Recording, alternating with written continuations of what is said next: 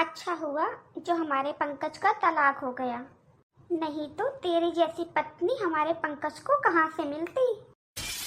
बहू तू थक गई होगी ना बेटा, जाकर आराम कर ले। जी माँ जी। बड़ी बहू ले जा अपनी देवरानी को अंदर। चलो बहन जी, मुझे भी अपने घर बहुत काम है, मैं भी चलती हूँ। हाँ हाँ बहन जी, ठीक है, नमस्ते। यहीं से नमस्ते करोगी? मेरे साथ बाहर तक तो आ जाओ, दो बात भी कर लेंगे। हाँ हाँ चलो, क्यों नहीं। दीदी जब भी मैं आपकी इस देवरानी को देखती हूँ ना, मुझे बहुत गुस्सा आता है, मन करता है इसका गला दबा दूं। मैंने कितने सपने सजाए थे आपकी देवरानी बनने के लिए, लेकिन इस औरत ने मेरे सारे सपने तोड़ दिए। सच कह रही हूँ दीदी, आपकी ये देवरानी जिंदगी में कभी खुश नहीं रहेगी, बद्दुआ है मेरी। अरे मेरी लाड़ो बहना, क्यों अपना खून जला रही है? तूने देखा नहीं आज जो पड़ोस वाली चाची जी धमाका करके गई हैं? तूने देखा नहीं कैसे उसकी आंखें खुली की खुली रह गई थी? तुझे पता है इसके घर वालों को अभी तक किसी ने ये नहीं बताया था कि पंकज भैया की पहले शादी भी हुई थी और उनका डिवोर्स हो चुका है, वो तलाकशुदा हैं। अब तू ये बता, नई बहू को इतनी बड़ी राज की बात पता चली है, वो कैसे बर्दाश्त करेगी? सबसे पहले वो अपने मायके वालों को फोन करेगी ना। देख लेना, जिस घर में 2 दिन पहले शादी हुई थी ना, उस घर में अब 2 दिन बाद पंचायत होने वाली है। तू देख लेना, वो लोग इतने बड़े धोखे के लिए इन लोगों को कभी माफ नहीं करेंगे। ले जाएंगे वो अपनी लड़की को अपने साथ। फिर क्या है, हो गए देवर जी फिर से सिंगल। मैंने कितना बोला था कि तुझे मेरी देवरानी बना दे, लेकिन मेरी सास ने मेरी एक नहीं मानी। अब देखती हूँ कैसे बसाएंगे देवर जी अपना घर इस नई देवरानी के साथ। तू ये सब छोड़, चल अच्छे से तैयार हो जाते हैं, आते ही होंगे इसके मायके वाले, क्योंकि अब तक तो इसने अपने घर पे फोन कर दिया होगा। ठीक है दीदी। मुझे तो बस अब इस बात का डर है कि नई बहू ने अगर पूछ लिया कि सरला क्या कह रही थी, फिर मैं उसे क्या जवाब दूंगी। और अगर बहू ने अपने मायके में ये सब बता दिया, उन लोगों ने रिश्ता तोड़ दिया, फिर मैं जानती हूँ इस सरला की आदत को, जानबूझकर बता कर गई थी ये बहू को। ये तो कभी भी मेरे बच्चों को देखकर खुश नहीं हुई। माँ जी। क्या हुआ बहू, कुछ काम था? माँ जी आप मुझे एक बात बताइए, आपने मुझसे और मेरे परिवार से इतनी बड़ी बात क्यों छुपाई? जहाँ तक मैं जानती हूँ पंकज जी में कोई कमी नहीं है, पढ़े लिखे हैं, नौकरी करते हैं, समझदार हैं, लेकिन वो तलाकशुदा हैं, उनकी पहले भी शादी हो चुकी है। क्यों माँ जी, इतना बड़ा सच आप लोगों ने पहले क्यों नहीं बताया? क्या बताऊं बहू, पंकज ने और तेरे ससुर जी ने तो बहुत कहा था कि सारा सच बता देते हैं, लेकिन बहू तुम्हारी शादी से पहले हमने पंकज के लिए और भी रिश्ते देखे थे।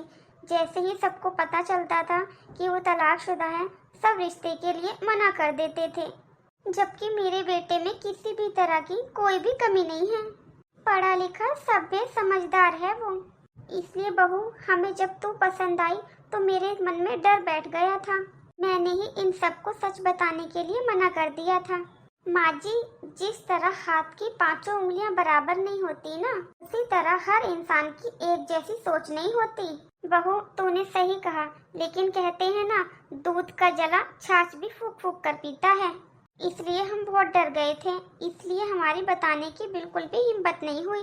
लेकिन बहू मेरा विश्वास करना, मैं तुम्हें सही समय देखकर सब कुछ बताने वाली थी, लेकिन वो सरला जानबूझकर बता कर गई थी तुझको वो बात बेटा। माँ जी मैं भी जानती हूँ कि दुनिया में ऐसे बहुत लोग होते हैं जो दूसरों को खुश देखकर खुश नहीं होते, पर आप चिंता मत करो माँ जी, मैं किसी के बहकावे में नहीं आऊंगी और यहाँ पर रहकर अपना घर बसा कर दिखाऊंगी। मेरा बेटा बहुत किस्मत वाला है जो उसे तेरी जैसी पत्नी मिली है। लेकिन प्लीज माँ जी अब तो मुझे ये बता दीजिए कि इनका तलाक क्यों हुआ था? क्या बताऊं बेटा, वो लड़की किसी और से प्यार करती थी और उसी से शादी करना चाहती थी, लेकिन वो लड़का किसी और बिरादरी का था, इसलिए उसके माँ बाप ने उसकी शादी यहाँ करवा दी। तू ही बता बेटा, उसके माँ बाप ने उसकी शादी जबरदस्ती यहाँ पर करवा दी, लेकिन उन्होंने एक बार भी ये नहीं सोचा कि जबरदस्ती से रिश्ते नहीं चलते हैं। फिर क्या था, उस लड़की ने अपने माँ बाप का गुस्सा हम पे उतारना शुरू कर दिया, हमारा जीना हराम कर दिया था उसने। फिर पंकज ने ही कहा बेटा उससे, तू यहाँ नहीं रहना चाहती तो जा यहाँ से, और पंकज ने ही तलाक दिया था उसे। माँ जी, क्या नाम था उसका? ममता। बेटा मैं जानती हूँ तुझे बहुत बुरा लग रहा होगा, लेकिन बेटा आगे बढ़ने के लिए हमें पुरानी बातों को पीछे छोड़ना पड़ता है। देखा माँ जी, मैं कहती थी ना शादी से पहले कि सच्चाई बता दो, सच्चाई बता दो, लेकिन आपने नहीं बताई। बताओ माँ जी, बताओ माँ जी। अभी तो अंजलि के हाथ की मेहंदी भी नहीं उतरी है। मुझे तो ये लगता है उसके हाथ की मेहंदी उसके मायके जाकर ही उतरेगी। ये क्या बोल रही है बड़ी बहू तू? मैं ये कह रही हूँ माँ जी, देवर जी की शादी करने से पहले मैंने आपको बोला था ना कि सच्चाई बता दो। मैं तो हमेशा से इस घर का भला ही चाहती थी माँ जी। मैंने बहुत मुश्किलों से अपने मम्मी पापा को मनाया था। मैंने आपको भी कहा था कि मेरी छोटी बहन डॉली का रिश्ता कर दो देवर जी के साथ। मैं तो इस घर को अपना मानती थी, इसलिए अपनी बहन की शादी कराने के लिए तैयार हो गई थी। लेकिन क्या करें, जो किस्मत को मंजूर होता है वही तो होता है ना माँ जी। अब ये भी चली जाएगी देवर जी को छोड़कर। दूसरी बार देवर जी का तलाक होगा। मुझे नहीं लगता अब इस बार देवर जी को कोई अच्छी लड़की मिलेगी। नहीं बड़ी बहू, ऐसी बात नहीं है। छोटी बहू बहुत समझदार है। इस बारे में मेरी सारी बात हो गई है उससे। वो कहीं नहीं जाएगी ये घर छोड़कर। ऐसा कैसे हो सकता है? मैंने तो ये सोचा था अब तक देवरानी जी ने रो रो कर घर सर पर उठा लिया होगा, अपने घर वालों को बुला लिया होगा। लेकिन ये क्या, माँ जी कह रही है वो कहीं नहीं जाएगी। किसी भी बहू को अगर पहले दिन ही ये पता चले कि उसका पति तलाकशुदा है, उसकी पहले भी शादी हो चुकी है, तो शायद कोई भी लड़की हो हंगामा कर देगी, घर छोड़ देगी, घर में कलेश होगा। लेकिन ये क्या, कुछ समझ में नहीं आ रहा है। सुनिए जी, आप मुझे एक बात बताइए, क्या आप ममता को पसंद करते थे? कौन ममता? किसकी बात कर रही हो तुम? अभी भी आप झूठ बोल रहे हो। वो ममता जिससे आपकी पहली शादी हुई थी। ये सब तुम क्या कह रही हो अंजलि? मुझे कुछ समझ में नहीं आ रहा है। एक झूठ को छुपाने के लिए 100 झूठ बोलने पड़ते हैं, लेकिन सच फिर भी सामने आ ही जाता है। शादी से पहले मैंने आपको अपने बारे में सब कुछ बता दिया था, लेकिन आपने नहीं। लेकिन मेरे सामने फिर भी सच आ गया ना। आपकी सरला चाची आई थी मेरी मुंह दिखाई करने। उन्होंने ही बताया है मुझे कि आपकी पहले शादी हो चुकी है। अंजलि, मुझे पता है ये सब सुनकर तुम्हें बहुत दुख हुआ होगा। मुझे माफ़ कर दो, लेकिन इस बारे में मैं तुमको खुद सब कुछ सच बताने वाला था। माँ ने मुझे अपनी कसम दी थी। माँ ने कहा था शादी के बाद हम सब मिलकर तुम्हें ये सच्चाई बता देंगे। मैंने कभी नहीं सोचा था कि तुम्हें इस तरीके से सच्चाई पता चलेगी।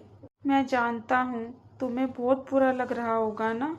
हाँ जी, मुझे बुरा तो बहुत लग रहा है, लेकिन इस बात का नहीं कि आप तलाकशुदा हो, बल्कि इस बात का कि आपने मुझसे सच छुपाया है। काश ये सब कुछ मुझे आपने बताया होता। हाँ, बुरा लगा है मुझे, क्योंकि शादी से पहले हम दोनों एक दूसरे से कितने अच्छे से बातें करते थे, एक दूसरे को जानते थे। लेकिन अब मुझे लग रहा है जैसे कि मैंने आपको कभी जाना ही नहीं। सॉरी अंजलि, मेरी भी हिम्मत नहीं हो पाई कि मैं तुम्हें सच बता पाऊँ।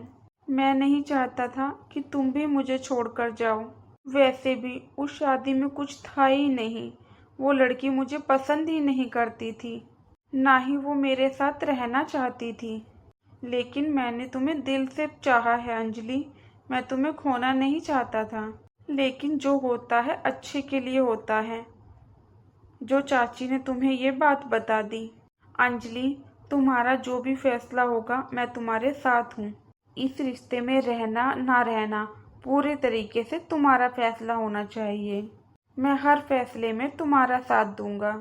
चाहे वो जो भी हो। ये कैसी बातें कर रही हो आप? मुझे फैसला नहीं लेना, मुझे तो अब घर बसाना है। और वैसे भी आज मुझसे माँ जी ने कहा था कि बुरे समय को अपने दिमाग और मन से निकाल देना चाहिए, तभी हम जिंदगी में आगे बढ़ सकते हैं। सच में अंजलि, आज मेरा मन हल्का हो गया है। पता है, मैं हर रोज तुम्हारे साथ था, लेकिन मुझे डर लगता था। जिस दिन तुम्हें सच पता चलेगा तुम कैसे रिएक्ट करोगी। कहीं तुम मुझे छोड़ तो नहीं दोगी। ये डर तो आप अपने दिमाग से निकाल दीजिए, क्योंकि मैं आपका साथ कभी नहीं छोड़ूंगी। मुझे एक बार फोन करके याद दिला देना, मैं ऑफिस से आते टाइम ले आऊँगा। अच्छा, मैं चलता हूँ, तुम अपना ध्यान रखना। देवर जी। हाँ भाभी, कुछ काम था? डोली को अपने साथ ले जाइए, इसे भी मार्केट में कुछ काम है।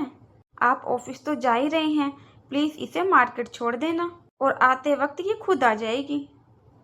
भाभी, मैं ऑलरेडी पहले ही लेट हो चुका हूँ। मैं एक काम करता हूँ, मैं कैब बुक कर देता हूँ, ये कैब से चली जाएगी। प्लीज अंजलि, तुम अपने फ़ोन से कैब बुक कर दो, मुझे बहुत लेट हो रहा है। मैं चलता हूँ, बाय। ध्यान से जाना। दीदी बताइए कहाँ जाना है डोली को, मैं अभी कैब बुक कर देती हूँ। एक्सक्यूज मी, तुम मुझसे ज्यादा पढ़ी लिखी नहीं हो। और हाँ, मेरे इतने भी बुरे दिन नहीं आए हैं जो मुझे तुम्हारी मदद लेनी पड़े। हाँ। दीदी, मैंने कुछ गलत कहा क्या? अब तुझे कैसे बताऊं कि तूने मेरी बहन की जिंदगी बर्बाद कर दी। अरे तू ये सब बातें छोड़, उसे लेट हो रहा था इसलिए गुस्सा आ गया था उसे। अच्छा अंजलि, तुझसे एक बात पूछूं? जी दीदी, बोलो। तुझे अपने पति के बारे में इतनी बड़ी बात पता चलती है कि वो पहले से शादीशुदा है, मेरा मतलब है तलाकशुदा है। क्या तुझे सच में बुरा नहीं लगा? हाँ दीदी, बुरा तो लगा था, लेकिन इस बात का नहीं कि ये तलाकशुदा है, बल्कि इस बात का कि ये बात मुझे किसी और के मुंह से पता चली। अगर ये बात इन्होंने मुझे पहले बता दी होती तो शायद मुझे इतना बुरा नहीं लगता। फिर तो अंजलि तू सच में बहुत ही अच्छे और नेक दिल की इंसान है, और शायद तू भी देवर जी को बहुत पसंद करती है ना? हाँ, ये तो आपने सही कहा दीदी। मेरी बहन की खुशियाँ छीनकर खुश हो रही है ना तू? देख ना, तेरी ये खुशियाँ कुछ दिनों की मेहमान हैं। अब देख मैं तेरे साथ क्या क्या करती हूँ। अरे तू तो शर्मा रही है। अच्छा एक बात बता, जितना प्यार तू देवर जी से करती है, क्या देवर जी भी उतना प्यार तेरे से करते हैं? हाँ दीदी। लेकिन मुझे नहीं लगता अंजलि। तुझे पता है, जब ममता इस घर में शादी करके आई थी ना, तो देवर जी ने उसको सोने की पायल गिफ्ट करी थी, और देवर जी ने तुझे बस एक फोन गिफ्ट करा है। लेकिन कुछ भी हो, देवर जी को इतना भेदभाव नहीं करना चाहिए। सोने की पायल? हाँ और क्या। तुझे पता है, देवर जी के सर पर तो ममता के प्यार का भूत सवार था। ममता को पलकों पर बिठा कर रखते थे। यकीन करो मेरा अंजलि, ममता इस घर में 3 महीने रहकर गई थी, लेकिन 3 महीने उसने किसी एक काम को भी हाथ तक नहीं लगाया था। मेरे साथ आकर कभी रसोई में खड़ी तक नहीं हुई थी। वो सारा काम मैं अकेले किया करती थी। वो तो उस ममता के नसीब खराब थे जो उसको देवर जी पसंद नहीं आए, नहीं तो देवर जी तो उसके लिए पागल थे, पागल। बस हर समय ममता ममता ममता ममता के नाम का जप करते रहते थे। मम्मी जी तो प्यार से उन्हें जोरू का गुलाम कहने लग गई थी। कभी भी उसे सोता हुआ नहीं उठाया देवर जी ने। अपनी मर्जी से उठती थी, कभी 9 बजे कभी 10 बजे। सच में देवर जी तो बहुत प्यार करते थे उससे। बेचारे देवर जी भी क्या करते, ममता थी ही इतनी सुंदर।